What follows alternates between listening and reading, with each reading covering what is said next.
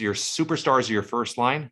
Your fourth line are your grinders, or the guys that kill the penalties, the guys that come in, they might have less minutes, they make less money, but they're just as important for the overall team. So everybody has to come into the office with the same mentality where everybody has a mindset of everybody wants to win a championship. Everybody wants to have the overall company succeed. Just like a sports team, your goal at the end of the year, there's individuals. Welcome to the Gentleman Success, Happiness, and Fulfillment Talk podcast, where we bring to you the most successful, happy, fulfilled gentlemen from around the world who have been able to conquer themselves, their life, their marriage, and their businesses. You will be learning from four-dimensional gentlemen who have cracked the code to the science of having it all. The question is, how can married entrepreneurs with kids become gentlemen, achieve true freedom, and build a successful, happy, and fulfilled life, marriage, and business? This show will give you the answer for that. My name is Alex Ramirez, and I'm your host, and you're welcome to the Gentleman Success, Happiness, Fulfillment Talk podcast. Hello, beautiful people. Welcome to another episode of the Gentleman Success, Happiness, and Fulfillment Talk podcast. Today, I have an incredible guest. And before I introduce this gentleman to you, that I'm very excited to get to talk to, learn from, and connect with, I just want to give a big shout out to all of you who have been leaving comments, reviews, and likes on all the major podcasting platforms, Apple, Google, and Spotify, and to those who have been watching on YouTube as well. Thank you very much. And I want to ask you for a favor today. I want to ask you that if you get something out of this interview, if you get some type of value, some type of information, a new skill, an insight, or the inspiration to go out and take action to move towards your goals, I want to ask you to please share this episode with one friend. With 10 friends. Post it on social media, post it on Facebook, send it through message or whatever, but share with 10 friends, since this is how we grow. This is how we're able to share our message and motivate, inspire, and bless other men out there to change their lives. And today I have Jeff Lopes. He's a proud father of two, a husband and entrepreneur. For the past 26 years, Jeff has founded numerous companies from inception to 7- and 8-figure corporations, included in these is True Blue Homes, a portfolio of vacation and commercial rental properties across the northern part of Ontario, Canada, in Kimura. There you go. And Kimura, right, a boxing martial arts equipment brand that was founded in the early 2006 out of his home basement. Jeff is currently a host. And a top-rated entrepreneur podcast. Jeff Knows Inc. That's your podcast, man. Jeff Knows Inc. Yeah. Over the past 4 years, he has coached countless entrepreneurs in balancing the obstacles of fatherhood and entrepreneurship, and achieving higher levels of success in both areas.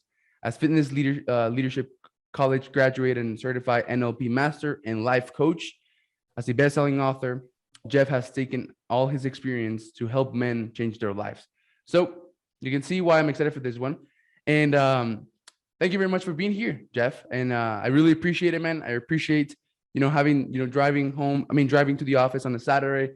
And you were welcome, man. This is, I'm excited. It's gonna be a fun conversation. Just because I got to know you a little bit prior, it just makes it more enjoyable now. So let's have a fun conversation for the audience, brother. Awesome. So, man, let's see. The first thing that I do with my guests is I tell them to walk us through their entrepreneurial journey in 75 seconds or less. Oh, man. From a young age, I knew I never wanted to have anybody pretty much dictate how much I would make or when I would work or how I would work.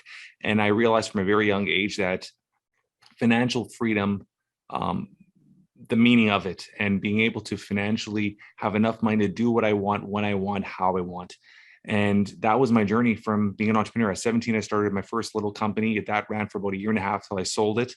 And then at 19 is when I truly became an entrepreneur. And at 45, I'm still at it. There's been lots of ups and downs, like all entrepreneurs. Nothing's ever perfect. But the way I look at it, Alex, is at the end of the day, if you can stack up more wins than losses, then you're doing something in the right direction. So that's essentially what I am. And I love passive income. So I try to create as many small businesses that I possibly can that are creating passive income on a regular basis. So I'm never dependent on one business. And that allows me the freedom to do certain things and push myself away from certain businesses at certain times, but income is still coming in at all times. So you build quote unquote small businesses, and then you take yourself out of the small business so that it can run without you.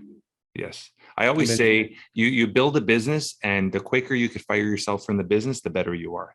So you hire the right staff, so you're able to fire yourself from positions, and then you can move on to your next thing. And it's all relying on having the right staff and having the staff run the business as a team. I'm a lot of people, when you talk about being an entrepreneur, they talk about running the business like a family, having their staff as a big family. I don't believe in having that. It was something I believed at the beginning, but I slowly and I quickly, as I started learning, moved on to understanding that a business has to be run like a sports team. Okay. You have your captain, you have your, I'll talk about it as hockey, for example. We're from Toronto, Canada here. And in hockey, you have 4 lines. Your superstars are your first line. Your fourth line are your grinders, or the guys that kill the penalties, the guys that come in, they might have less minutes, they make less money, but they're just as important for the overall team. So everybody has to come into the office with the same mentality, where everybody has a mindset of everybody wants to win a championship. Everybody wants to have the overall company succeed. Just like a sports team, your goal at the end of the year, there's individual rewards, but at the end of the year, that team's major goal is to win a championship. And what happens when you have that mindset, any player or any staff that's not contributing at their level, they have to be, doesn't mean they have to be the first line or the second line. They could be the third and fourth and have just a meaningful role, but they're not contributing. They could be dropped and replaced at any time. Because everybody's end goal has to be the same, to win a championship. And when you're running a business, it's being successful financially, getting the clients, setting financial goals, setting sales goals, and being able to target and hit them all, right? And if everybody's on the same page as a team, we're all in the right direction, right?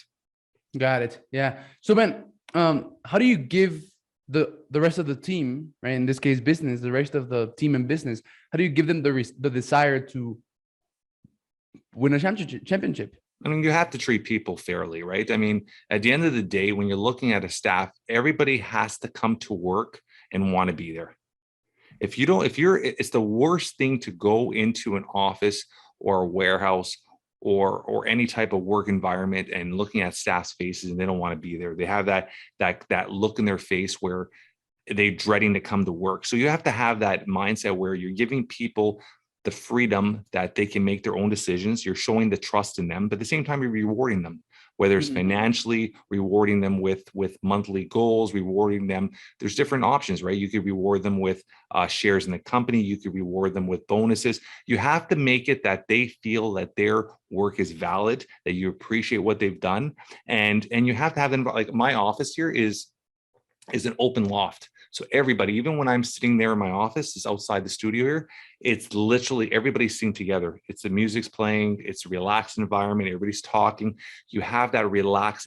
You're not in cubicles locked in by yourself. Everybody's in an open environment. So everybody has the same goal, and everybody can communicate with each other and help each other in that way. Nice. So then at 17, you started your first company and you sold it 2 years later? Yeah, you're in about a year and a half later. It was just a little security company, and what I did with that is a buddy, pretty much all me and my friends after high school. We were still in high school. I was 17. I was still in high school, and we would go to a local mall, and at this mall, you would always see a couple of my friends. You'd work at a couple of these little clothes stores, whatever, and I would talk to the managers, and they would say, after school, the theft rate is so high. And I said, listen, like, why don't you guys just put a loss fridge? Like, put somebody with a security jacket outside between 3 and 7 or 3 and 8. It just came locked in my head, and act as more prevention. Just if some kids can go to a store to steal something, if they see a security stand outside, they'll go to another store. And they're like, and I was like, this could be viable. So I asked my dad for a couple bucks. My dad gave me $250, and I took that money. I bought, I think, 4 security jackets, 4 walkies, some business cards. I registered for $60 a registered a business name, and I got quickly put a little logo together, and I went store to store saying, listen, back then, I mean, this is God. I don't even think you were born yet. I was 17, right? So you're looking at 20 something, 20, 25, 26, 28 years ago. And what I did was I went to all these stores in the mall and I said, listen, I'll have somebody here from 3 to 7 o'clock as a prevention. It'll stop people from stealing from the store. So I ended up getting all my buddies from high school. I hired all my buddies and I would put them in the stores. I would charge the store back then $13.50 an hour. I would pay my buddies or staff $6.25 an hour, and they would be there from 3 to 7 every night as loss prevention. They wouldn't even just stand outside with a jet ski jacket on, with their walkies, talking to each other, and they were having fun. They were hanging out at the mall, and it worked. And I did that for about a year and a half. The issue was a lot of the staff would start calling in sick or not showing up to their actual work. And what happened is I would have to start getting friends or family or myself to start taking the shifts. And after about a year and a half, my parents wanted me to focus on school, and they started putting pressure. I ended up selling that company. And until this day, the gentleman that bought that company off us still runs that company till to this day. So man, that's interesting. Despite, being able to have, a bit of, well, I don't know if I would say a bit of success, but, despite being able to have success with that company, your parents still wanted you to go to, take like high school seriously, right? You know what it was too, Alex. It's that fear of a parent. My parents weren't entrepreneurs, and it's that fear of a parent that to the unknown. Like my dad worked 30 years at a factory, at assembly line at Ford Motors, for 30 straight years, and that steady income, that security, that benefits. That was to him, that was what he wanted me to do. Mm-hmm. He wanted to get me into Ford. He wanted me to work there. And it was to protect me, to make sure I had a career, to make sure I had an income, make sure I was going to do something with my life. And the whole being a quote unquote entrepreneur was all new to them. They never understood it. To them, it was me taking a risk where I was doing something that no one in my family truly really knew about. Even though my grandfather in Portugal was an entrepreneur, he was the only other entrepreneur in the family, but he was living in Portugal at the time. We're in Toronto, Canada. My parents didn't understand it. So I think it was more of a protection. And be honest, even as I started at 19, at 20, starting my own companies, there was always that fear. There was always those questions. My mom, like, why don't you do some more education? Why don't you try to be this? Because I used to be pretty good in school. My mom always wanted me to be a doctor. And, but I just had that mindset from a young age. I could not work for somebody. I needed to be able to work for myself and create my own wealth. Yeah, that's amazing, man. So I think, so, you, from a very early age, you had that mentality that you had to make the money work, right? You wanted to figure that out first. Yeah. And, I feel like my journey has been perfect because I was also like an entrepreneur from a very young age. I used to go to school in the US, right? But I lived in Mexico, and I would cross back and forth every single day. And that's why I never learned English, because I never spoke English, because, well, I didn't need to speak English, because I literally could raise my hand, ask a question in Spanish, and then get an answer in English. And I never learned how to speak English. So I used to like cross back and forth. And, when I was 12, I bought chips and candy and soda and everything from Mexico, things that, people in the US wanted. And I would sell it for like double or almost triple the price at my school in the US. I did that at 11, 12, 13 and 14. I was selling like smart watches and virtual reality glasses. I didn't know about Amazon. If I had known about Amazon, man, it would have been a different story. But yeah, to people. And then at 14, I was selling cars. So like in like 6 months, I flipped like 10 cars and made more money than, well, everyone who was working in my family, right? Yeah. And I would like buy them at auctions in the US, and then I would skip school and then go to the Mexican border patrols to bribe them with a little bit of money so that they can let me cross my car to get it fixed in Mexico, and then bring it back and sell it, right? That's what I would do. And I got, and then at 14, I got derailed. I got derailed from 14 to 18. From 14 to 18, I had that fire from within.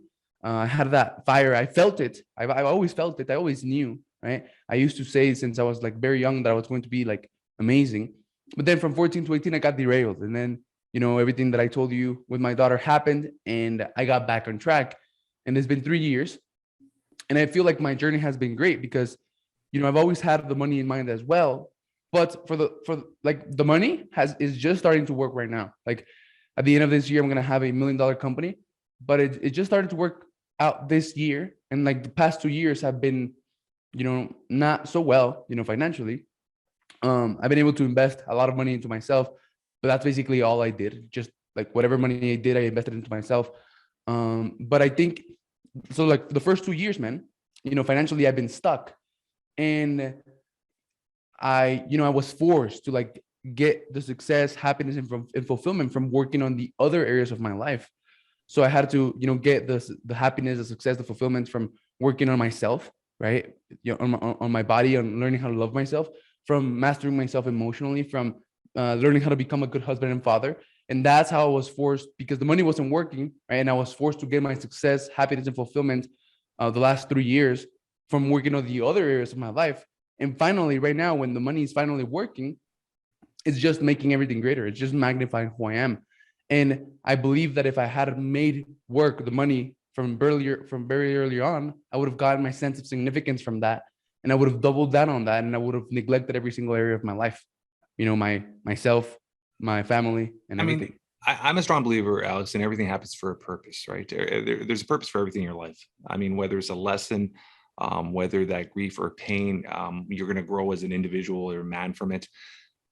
But I also am a strong believer in balance could be created. You hear a lot of entrepreneurs, great entrepreneurs, but I don't agree with a lot of this stuff. They say like Gary Vee, for example, he says there's no way you can have a balance from a business and a family. It's either one or the other you're focusing on.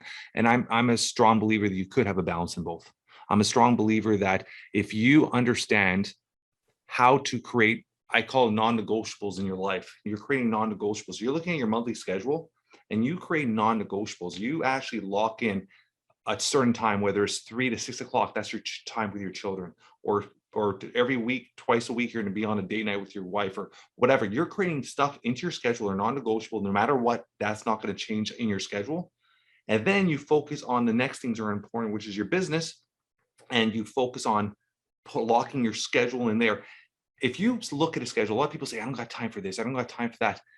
If you actually sit there and dissect your schedule and actually understand and study your schedule, you could realize how much time you're wasting on shit that doesn't matter. Yeah. Or you're wasting on people in your life that just shouldn't even be there. They're wasting time in your life that don't have the same aspirations, the same goals as you, the same vision. And they don't have to all be entrepreneurs. They could be just good people, but they have to be aligned with you either emotionally, physically, or mentally in one direction. So you look at that. And then when it comes to what you're saying there, the fulfillment yourself, even when you become a success, I've been married for 19 years, happily married. I got 2 amazing children that are incredible. I mean, they're athletes, they're great in school, they do amazing.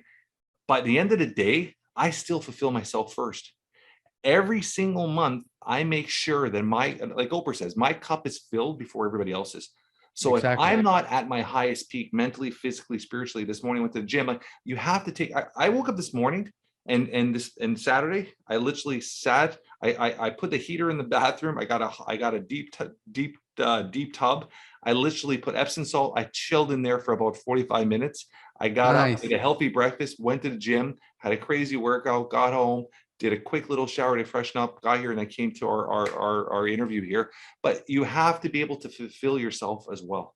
And You you have can to put pour from yourself an empty cup. first. Yeah, you have to put yourself above everything.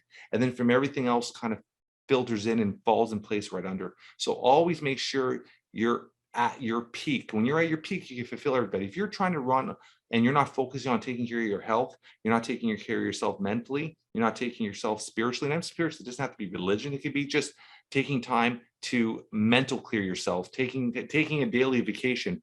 The daily vacation means for 15 minutes a day, you do something you love, whether it's read a book, go for a walk, do something to clear your head.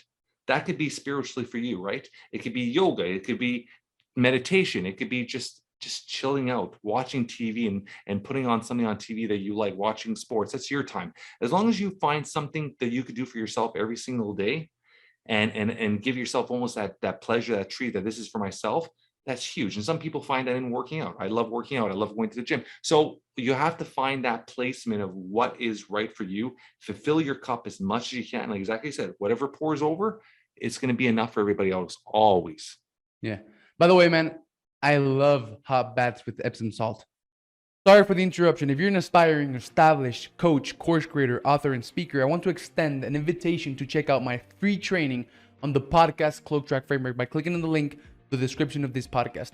On this training, you're going to learn how combining podcasting with a rare concept that very few people know about called the Cloak Track can help you build a multi-million-dollar network of successful people who can become your clients, put you in front of hundreds of your ideal clients with your message, coaching, courses, and books, help you become a best-selling author, get you booked to speak on stages. We're even making an extra $237,600 in the next 6 months. Click on the link of the description of this podcast to learn about the 4 simple steps to make this work. Step number 1 is alignment. Aligning who you're trying to be, what you're trying to do, your goals and purpose with building your podcast so that podcasting is a vehicle that helps you achieve your goals. Step number 2 is leveraging the Cloak Track to find an unlimited supply of your ideal podcast guest. Step number 3 is leveraging the Cloak Track to close an interview with anyone, no matter how rich, famous, or out of your league they may seem. And step number 4 is the content machine, which is the key to tapping into other people's audiences. These are the 4 steps to making the podcast Cloak Track Framework work, and I'm not going to hold anything back on this training. So click on the link in the description of this podcast, go and check it out. And once you've done that, if you feel like this would help, we also have a complimentary, free, absolutely free alignment call to get you started and show you exactly how to implement everything. Get access to the training right now, and I hope you enjoy the rest of this episode. Bye-bye. They're amazing. Yeah. It's the most relaxing thing, buddy. And it's crazy. I'll do them like, and what I do is I steam the bathroom first. So it's so hot in there. And then I put the water that is so hot that I literally put my toe in. I got to pull it out. It takes me about 15 minutes before I'm actually in the water. And it's so hot and you get out, you're sweating. And then what I do is I drink literally 2 or 3 bottles of water after, and I rehydrate myself. It's almost like a sauna in a way. That's exactly what I do. So I do those baths 2 to 3 times per week. It takes like an hour and a half. Yeah. And then I take ice baths every single day. So right. I'm not an ice bath person, buddy. I can't stand the cold water. I can't. I've tried, man. I understand the benefits. I understand how good it is for you. I understand mentally. I hate anything cold. Yeah. I'm from Canada, man. I get freaking winter all 4 or 5 months a year where we got snow past our waist here, man. So we got enough ice and cold here to keep me going for the rest of the year. Yeah. Man, so yeah, and look, so my family, man, you know, I grew up. I'm growing up in a I grew up in a Mexican culture in which, like, my grandma believes, well, everyone believes that, like, your wife, she could be replaced. Like, she's like, no, your kids are always going to be your kids because your wife can leave at any moment and you can just replace them. Right. And so like my point of view is like your wife is first, right? Because if you marry her, it's like she became, like, you and her became one, right? And so now who's the most important person in your life? Well, yourself, right? And if your wife became one with you, then you know you gotta prioritize that cup. And the way that I see it is that I have to be able to fill my cup, right? My wife has to be able to fill her cup, and then we come and then we like fill up the marriage cup, and then that cup can pour into our kids, right? So it's like we have to make sure that we do things to take care of ourselves and love ourselves first. Then we come and share that love, and then we can share that love that we shared from, with our kids. And I know that you have a book. It's called Entrepreneur Dad. So I'm very interested in hearing some insights and wisdom around that area, man. Let me dive into that for the marriage thing quickly. I'm a strong believer in independence, and there's a lot of guys that their relationship, they're the providers, and there's nothing wrong with that. I'm a provider, but they're the providers of the relationship. They're the breadwinners of the relationship. Me and my wife been married for 19 and a half years. We don't have one bank account together. You don't have one bank account together? On a bank account together, buddy. You don't, or you do? Don't. Oh, got it. We don't. She is very independent. She has a good career. And when it comes to our household, she has certain bills. I have certain bills I cover. She has certain bills we cover. We don't argue about money. In 19 Nice. years, we never argued about money. And most divorces are surrounded around money. Hmm. So finding somebody and having that trust and that confidence as a man that your wife is independent. She's also a provider. She's also very headstrong and very hard head really focused on her career. Um, Being very independent is so important to me.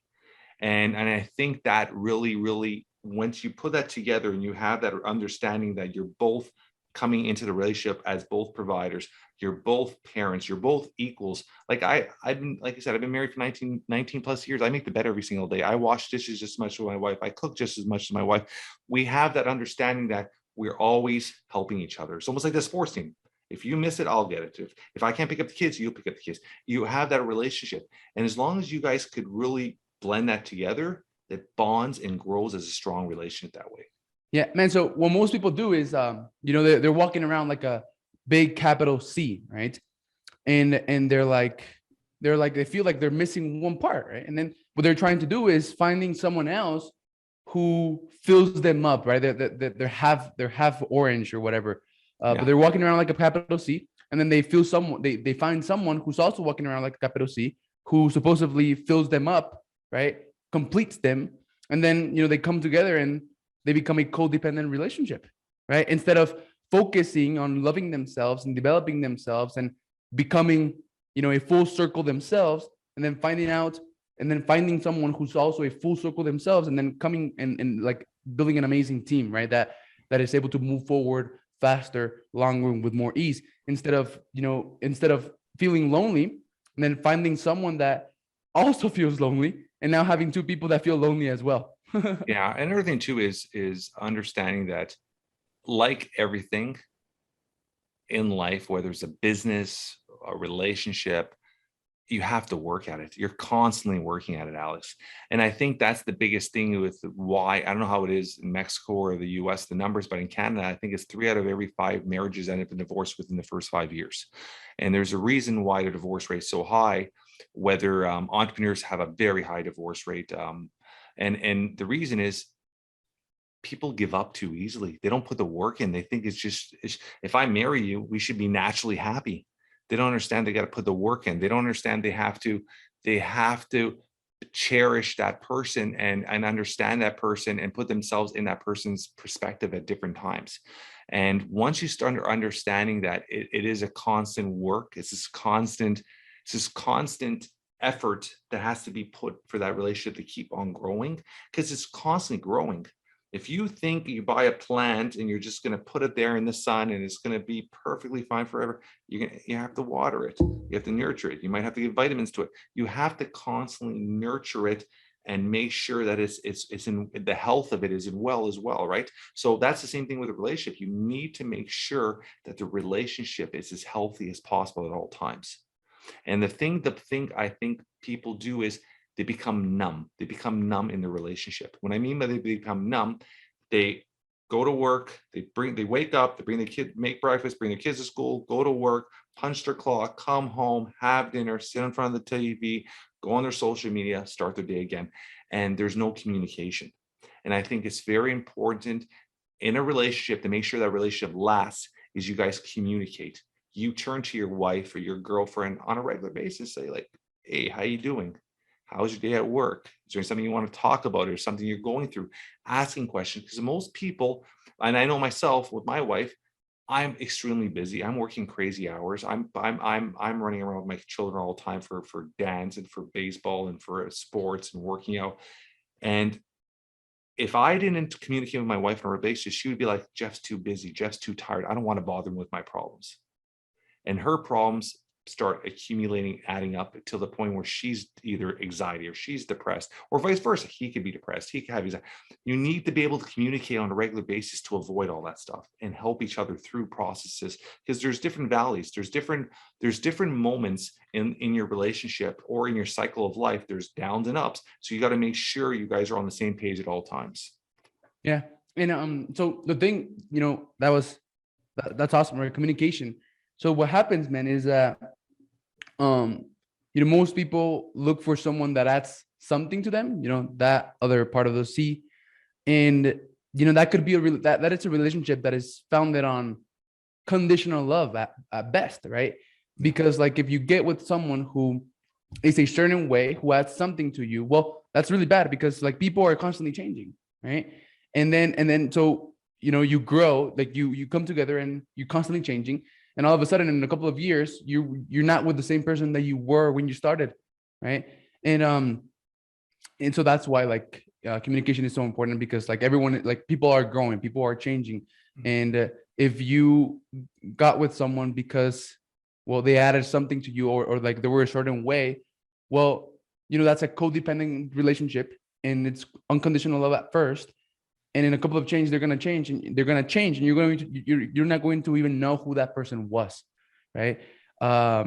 Can I say one last thing too? Go ahead. If you're young and you're getting into a relationship for the first time, or you're looking at getting married, and this is the simplest thing, and I'm sure people have heard it before, you got to be able to be friends before anything. And I know a lot of people are like, oh, I'm attracted to this girl, or I'm attracted to this guy, or their partner, I'm attracted to my partner. But attraction comes and goes. People get old, people change, tragedies happen. You have a car accident, you get scarred, shit happens.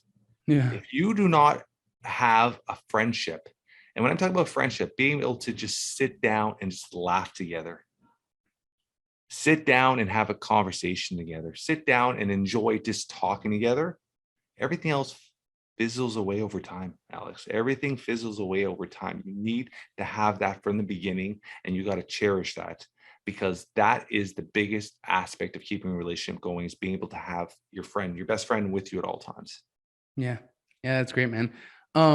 So the attitude that I've had these past 3 years has been, I don't know anything, right? And then whatever money I had, I was like, here, family coach, here, take some money and like show, like, I don't know what to do, man. Like, I don't know, how to show up. Or, same with business. I have 5 coaches, man. I have one coach for every single area of my life: family, fitness, finance, spirituality, and what else? And emotional. Yeah, for everything. And that's the attitude that I've had. Like, I just don't know anything. And I pay people who do, or who at least have spent a lot of time focusing on that area, and for them to teach me. So my daughter is 3. She's growing so fast, man. And yeah, like, how old are your kids?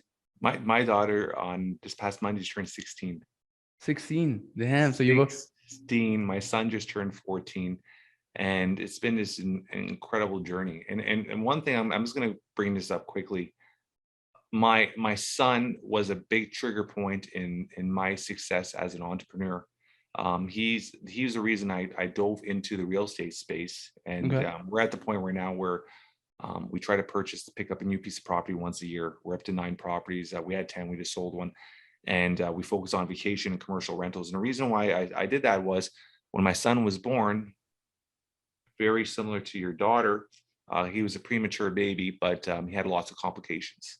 And he spent the first 4 months of his life at Sick Kids Hospital. When he was released from the hospital, people that know me know this story. I've talked about it very frequently.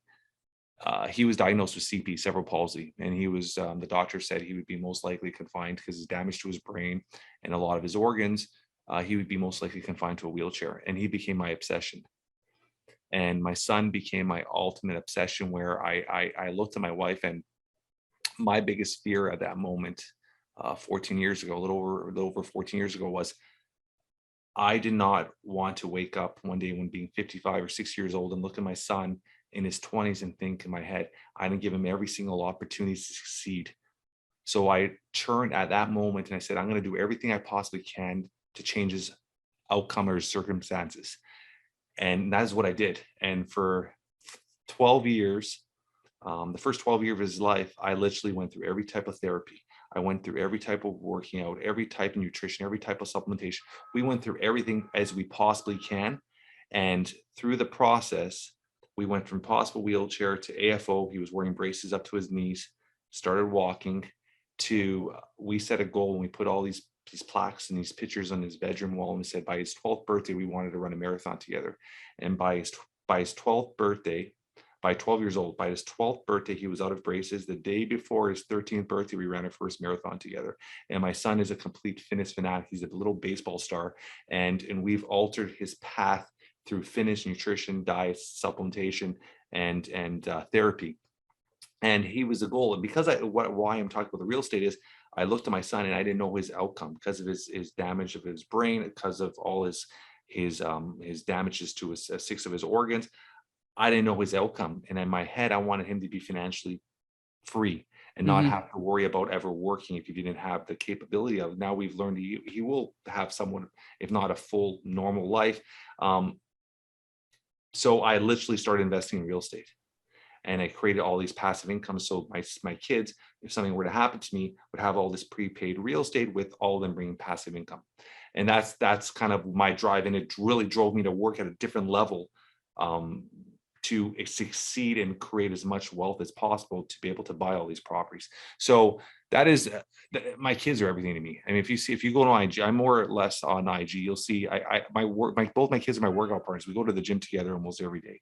I'm with my kids 24/7. Like they're my pride and joy, and they're my why. I would say every single day of why I get up and why I do what I do, because I see, and I'm such a proud dad in that direction. Yeah, that's amazing. That was an amazing story, man. Congrats on in changing the trajectory of the life of your kid, man. That was that was incredible. Let's see. Yeah. So vacation properties you invest in? Yeah, we do. I do a lot of vacation and commercial real estate. Vacation is the best because it's very high passive income. It's people are there for a night, 2 nights a week, and it's steady turnover. And if you purchase in the right locations, we usually rent about 95 to 96 capacity, so it's almost always full, so it's constant money flow coming in. And if you have the right staff running it, it's very, like, I haven't, 4 of my major properties, I haven't even been near them in 2 years. I don't do anything with them, and they're just every day you look at your account and money's coming in. So those are passive income. When it comes to vacation rentals, are incredible investment. Nice. Yeah, awesome. And do you know who, I don't remember this guy's name, but he runs Bodisi, something like that. No. He's also in the he helps people, invest in real estate, but his niche is vacation properties. Yeah, there's a lot. I don't really help people I do it for myself, but there's a lot of individuals in that sector because it's a very lucrative sector if you do it right. Especially you right now, you're young. Even being in Mexico, I mean, you could probably pick up a crap load of Airbnbs as you start progressing and start using that as rentals for Americans that come across the border, right? Oh yeah, me and my brother. Well, remember I mentioned 7 kids. Well, Yeah. There's only 2 doing something with their life, and that's me and my brother. And we're both together on this modern gentleman thing, but he's more on the real estate side. Oh, very good. And we're about to start an investment fund of a couple million dollars, and invest in apartment deals right Very out the good. bat. Like there's nothing holding us back. Yeah, very good. Very, very good. Very good. So yeah, I'm excited about that, man. And yeah, like real estate, I have that in my mind, right?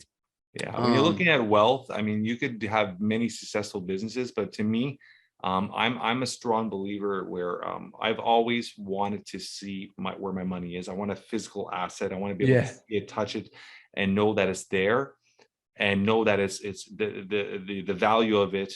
I know how it is in Mexico or the US right now, but in Canada, the value of real estate is just skyrocketing month after month. And being able to sit back and look at the property or look at my investment and see it grow and see the passive income it's bringing in every single month is there's nothing better than that. And I've never, any type of cyber currency or stock, I stay away from that stuff. Okay. All my money goes towards real estate, and that's my lane. That's where I focus on. And then my companies that are doing well, we do a lot of products, we do a lot of different stuff like that, a lot of online businesses. Those are all bringing the income, and I take that money and reinvest into real estate at all times. Yeah. So you have like a ATM machine, which you use to invest into real assets. Exactly. Exactly. Awesome. That's amazing. That's exactly what I'm going after. And man, so I'm very curious about your background. Like you have all of these almost legends and stuff. So yeah, tell me about it. More is Martin Luther King, Bruce Lee. It's just, you know what? It was in my head. I wanted people that you could look at and be inspired, from Ali to Steve Jobs to Einstein, Oprah, powerful woman. There's people that inspired you, and a lot of the sayings are business investment. It's just stuff that are constantly running through my head of how to grow and develop, and people that are at the highest level in their fields. Like even Mick Jagger. I mean, the guy has been going for what, 60 years, 70 years straight, and still successful, still on stage rocking it. So it's people that that in my head inspired me, that I could look at, and they've achieved the greatest level possible in their category, their field, kind of thing, right? Mm. Yeah. Is that what you're trying to do? You know what, I honestly, Alex, when you look at it, it's I look at life where we're here for a very short time. Yeah. We're We here might as for a well do very the short best. time. Make the most out of your time here, but at the same time, enjoy it. Do I need to be the biggest entrepreneur ever? I don't care about that. Do you need to be? At the end of the day, you're always a hero. And my main company that I started in 2001, which is my umbrella company, is called Today's Heroes Inc. A lot of people look at that when they hear Today's Heroes Inc. Is that like a superhero or a comic book? No, I started that company, which is my umbrella company that controls everything else, called Today's Heroes Inc. Nice. And everybody is a hero to somebody. Yeah. Okay. So my children, I'm a hero to them. My mom, everything I succeed, I'm a hero to her. So I look at that, and I think because of that, you have to really get out every single day and try your hardest, and every single day try to succeed the fastest and quickest and grow as big as you possibly can. So do you have to be a hero to everybody? No, but you have people that look up to you and that are counting on you. So in my mind, I really try to achieve as high as I possibly can for myself. And when I do something, whether like my book became #1 in 11 categories, when I do something, I do it to the max.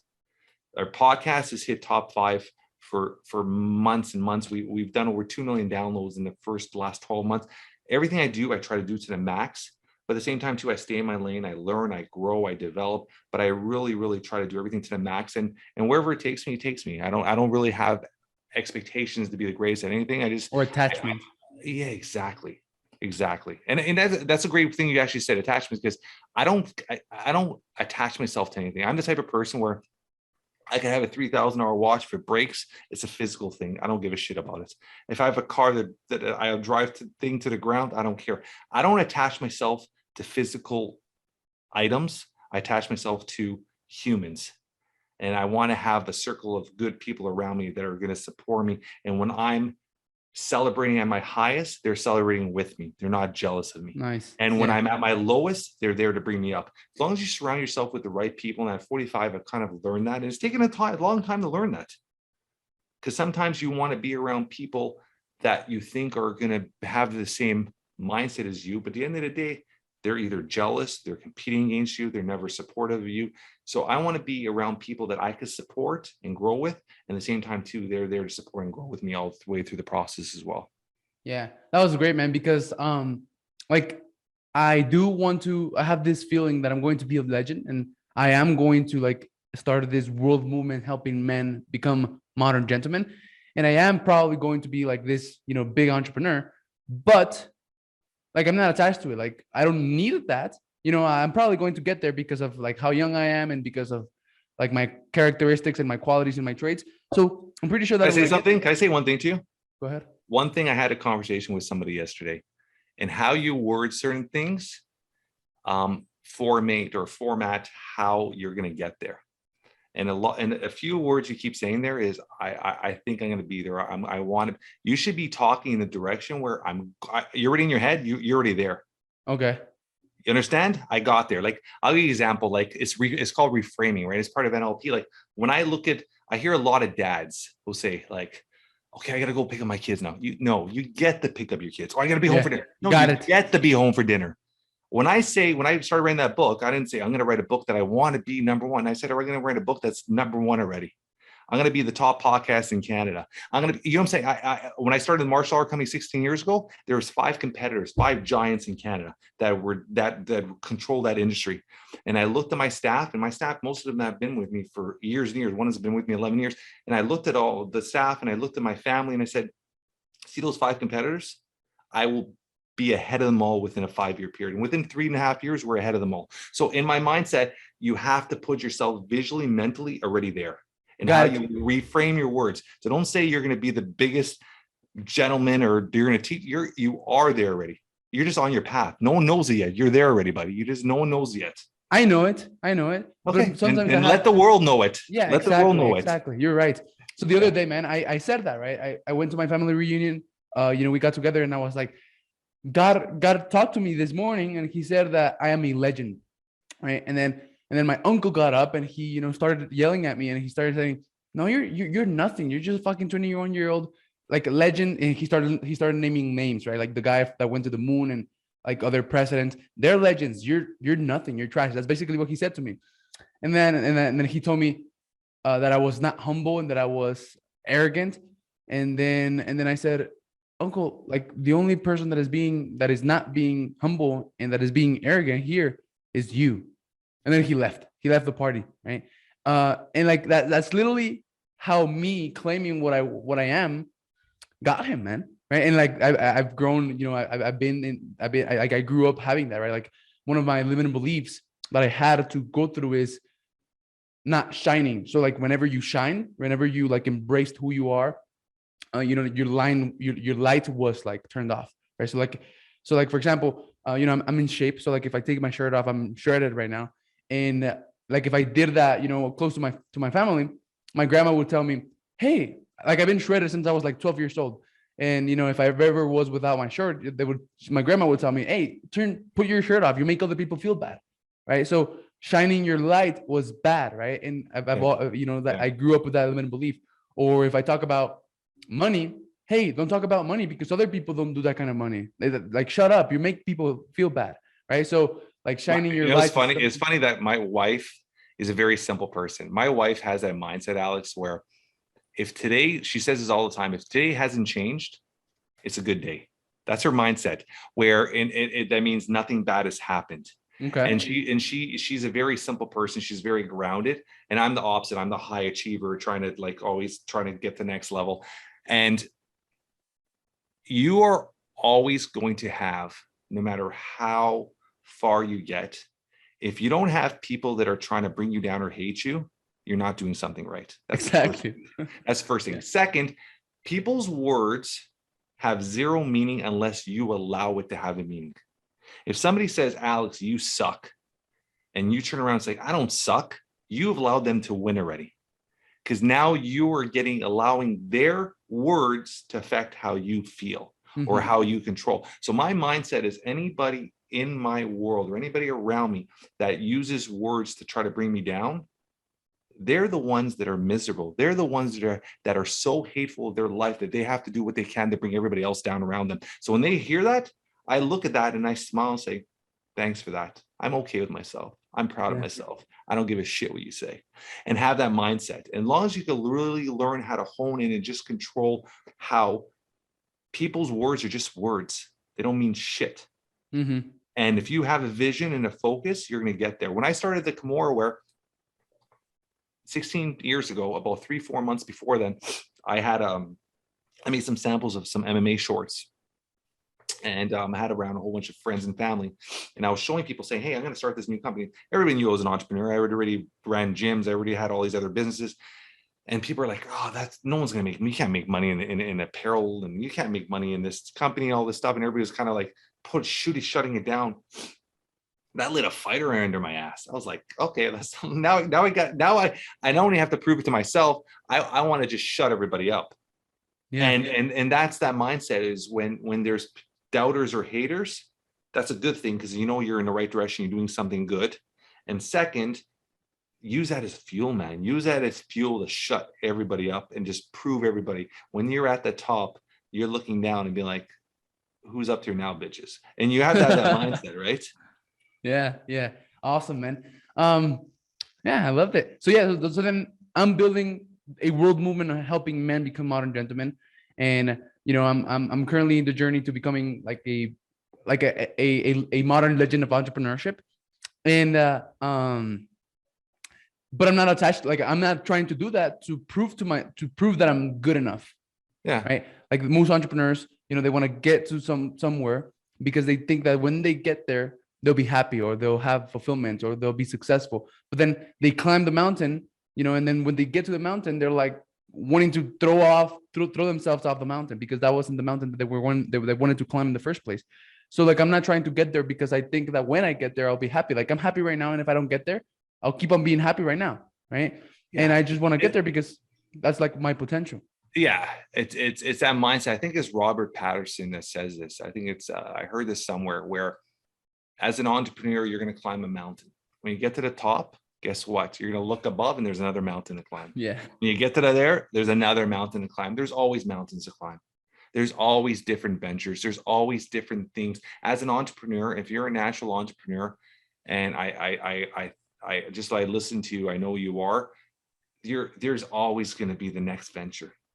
But the only thing is, as a young entrepreneur, and something that took me a while to learn, and I'm going to give you some little advice, is really focus on growing it before you start dipping into other stuff. So I built more where to a point financially, it was I had that financial freedom, then I could start taking financial money out of there. Because a lot of entrepreneurs, they're that squirrel. They see a nut, they see another nut, and they get so excited because they never really get to their full potential because they're always trying to find the next $1 million idea. I don't have that. Okay, which is perfect because I see that a lot. So you want to be able to focus on something, grow it, develop it, build it, and then from there branch it out. Because most companies, even with what you're doing with the gentleman stuff, I mean, you could look at apparel lines with that. You could look at taking that towards, like you said, retreats. There's so much different ventures. So you build the foundation and then little branches start growing. There's other passive incomes that come with that. And it just grows and grows and grows to a massive corporation, right? So when I started as an entrepreneur, like 3 years ago, I wanted to do everything, right? I thought that I could achieve 10 goals in 1 year. And now I only have two goals. That's it. And, so I've been able to develop insane focus, and I can see like the value of insane focus. In the last 6 months, I built this podcast to have over 110 episodes, right? Yeah. And I couldn't have done that without focus. And that's because like this is literally one of the two things that I'm focusing on: building my podcast, building a network of over 500 super successful entrepreneurs in 1 year, right? And it's because of focus. So yeah, I've learned the value of it, man. Awesome. So man, I have 5 questions for you that I want to ask, that I ask, before ending every single interview. Is that that's awesome? The first one, how old are you? You said that's not the first question, but how old are you? 45. 45. Got it. So what advice would you give your 20-year-old self if you could? Be patient, sit back and live in the present. Something I've learned as I got older is live in the present. I always now look down, see my feet, know where I am, be present, put my phone down, focus on the stuff around me, enjoy the stuff around me. When you're younger, it's all about go, go, go, go, go. You don't live in the present. You're always thinking about tomorrow and you're always worried about what happened yesterday. Now I just focus on what I control, which is now the present. And that's like an art, right? That's like a skill that is developed. It took a lot of years to get there, buddy. And it's not easy because it's so easy to really focus on what has happened in the past where you have no control and let that bother you and drag you down, or focus so much on the future, what's going to happen. And you're so driven on what's going to happen. You're not allowing the mini goals to happen during the present moment to get you to where you want to get to. Mm-hmm. So like if you do you have an insight as to, because you said like it took a long time to be able to, master that skill. So what would be like one insight that would allow you to master that skill much faster? I would say it's, I mean, a lot of it comes with experience, but I mean, it's the way I look at it, Alex, is if you don't live in the moment, you're gonna end up living with regrets. And this is something I do on a regular basis. And I actually have a speech coming up this week where I'm doing a public speaking, talking about living with no regrets. Is there's going to be that moment when you lose a loved one or you lose an opportunity. And it's because, and then you sit back and you're like, I wish I could made that phone call, or I wish I spent more time with that person, or I wish I took that opportunity when it came. And everybody's going to have regrets in their life, but you can minimize those regrets by living the present and picking up that phone and calling a loved one, or spending time with a parent or a loved one or your siblings.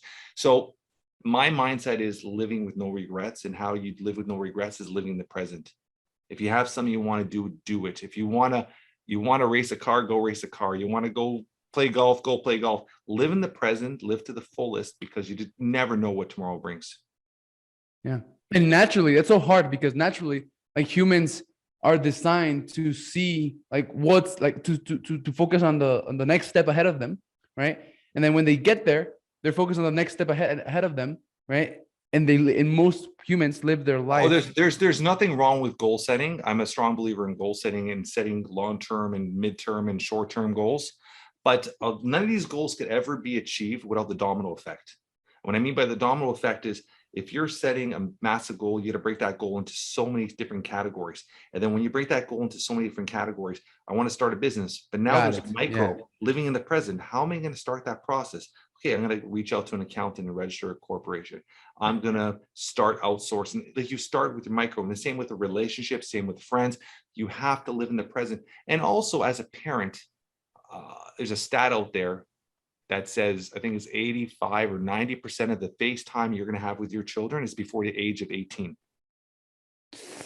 Ooh, yeah. Think about that. My daughter just turned 16, buddy. I have probably about 2 more years, but she's off to college or university somewhere. And it flew by. I could honestly think of when I was holding my little girl in my arms at a month old, and she's already 16. Time flies by. So you have to live in the present and understand that you have a very short time with your children face to face. You have a very short time in life.